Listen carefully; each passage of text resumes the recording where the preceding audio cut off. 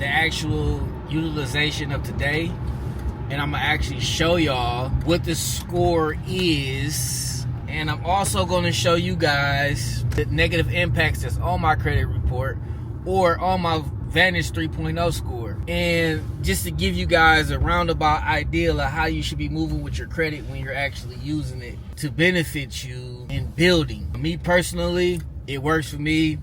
If you guys know my backstory, I did 11 years, 3 months in the federal penitentiary, and I came out, hit the ground using credit, studied the information. I know the information. I definitely studied the data points. Don't never let nobody tell you that a credit score doesn't matter. The reason why I say that is because they're bracketed.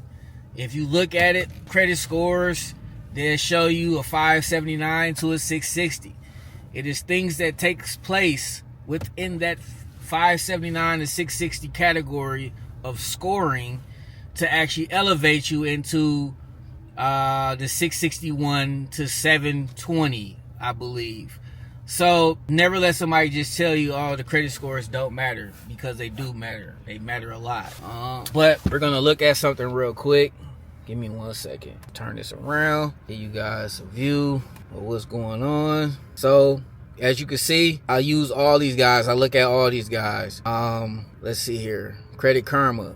Okay. Credit Karma, 732. Equifax, 737. I had a point increase today. Let's see what's going on here. As you can see, I know how I've literally tanked my score, regrew my score.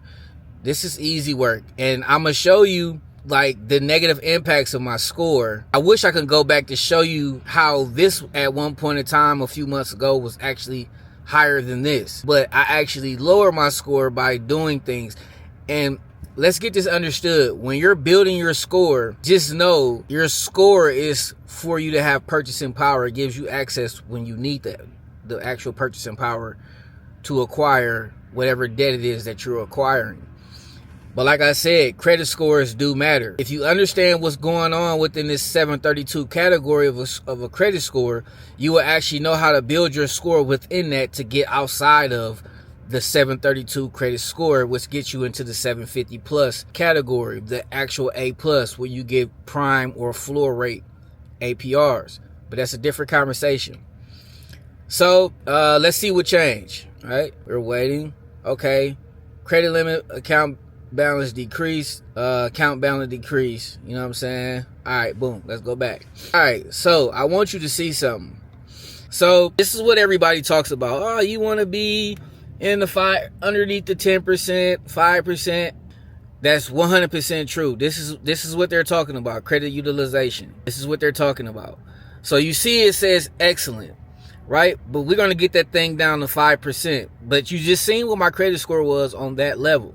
But I want to show you a negative. I want to show you two negatives here, right? 7 hard inquiries, which 2 are new, right? And then you have average age of credit score is 3 years, 4 months, right? So this is what actually helped my score as well, because it actually grew by 1 month. But look at this, 7 inquiries, right? Now I haven't even showed you. Now this is what I'm gonna show you. This is the hidden. There's a hidden negative item on my report, right? And I showed you the credit score, right? So I'm gonna show you the credit score again, right? Refresh it so you can see. Now I'm gonna scroll down. This is the hidden information, right? 100%. But this is what I want you to see here. Look. So you should ask me, how are you getting 100%, which is excellent, payment history when you have late payments, right? Now you might say, oh, that's just on that one. Okay, let's go back, right? We're gonna go back. We're gonna switch it. Equifax, right? We're gonna refresh it. You can see Equifax. Go down here, scroll down. Look, and in fact, it's even more over here, right? Late payments, right? Look, so yeah, I went up 1 point today. All right, let's get back over here. All right, so that just goes to show you that building credit isn't what people make it out to be. Like, you need to do all this extra stuff with deleting and things of that nature. Yeah, you can do that, right?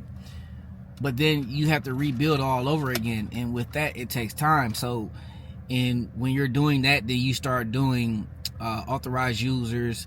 You start adding a gang of trade lines that you buying from people, and some people just don't have the money to do so. But that's the part of the process of you rebuilding your credit score when you actually start deleting. So you have to buy trade lines, fictitious trade lines, fictitious auto loan lines. You have to buy credit builders such as Meet Ava's, Kovo, Kickoff, things of that nature. You have to consistently build. And some people don't have the funds to actually do that, but they actually have the funds to repair their credit by just using a simple tactic. It's not as complicated as you think. It's just about how you're actually doing it. But once again, who am I? I'm just a guy that builds credit. So you ain't got to listen to me. Just tap into the information. I guarantee you will actually see that what I'm telling you is cold hard facts. They just make it more complicated than what it actually is, and it's not that complicated. So with that being said, it's your boy Zach Williams. I'm checking out with another video. I'm going to holler at y'all in a minute.